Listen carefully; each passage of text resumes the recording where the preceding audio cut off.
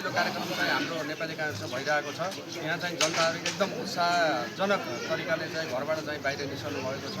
हाम्रो घर दैलोलाई चाहिँ सफल बनाउनको लागि र नेपाली काङ्ग्रेसलाई यो क्षेत्रबाट चाहिँ म जुन उम्मेदवार छु उत्साहपूर्वक चाहिँ नेपाली काङ्ग्रेसलाई जिताउनको लागि उहाँहरूको चाहिँ एकदम चाहिँ अगाडि चाहिँ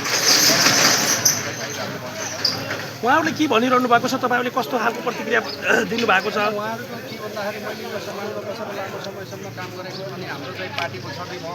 म व्यक्तिगत हिसाबले पनि यो समाजमा चाहिँ धेरै काम गरिसकेको एउटा व्यक्ति भएको हुनाले मलाई चाहिँ उहाँहरूले राम्रोसँग चाहिँ चिन्नुहुन्छ। त्यसले चाहिँ आफ्नो हिसाबले समाजमा पनि केही गरेको छ भने पार्टीमा अहिले पनि अब चाहिँ जनताहरूको लागि विकास उहाँहरूको लागि चाहिँ यहाँको रोजगारी यहाँको स्वास्थ्य लगायत यहाँको चाहिँ जुन चाहिँ अव्यवस्थित चाहिँ जुन समस्या कुनै यहाँ चाहिँ छ त्यसको लागि चाहिँ नामजाँच भइसकेको छ, त्यसलाई लाभ पुर्याएर दिनुपर्ने बाँकी छ। त्यसलाई म केन्द्रमा यसलाई पनि चाहिँ केही नीतिहरू चाहिँ गरेर चाहिँ यसलाई अगाडि बढाउनु पर्ने आवश्यकता छ।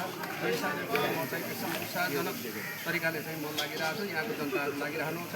चुनाव चाहिँ निश्चित छ, हामी चाहिँ जितिसक्छौँ भनेर ठानेर रूपन्देहीको समृद्ध भविष्यको लागि तपाईँले नेतृत्व अमूल्य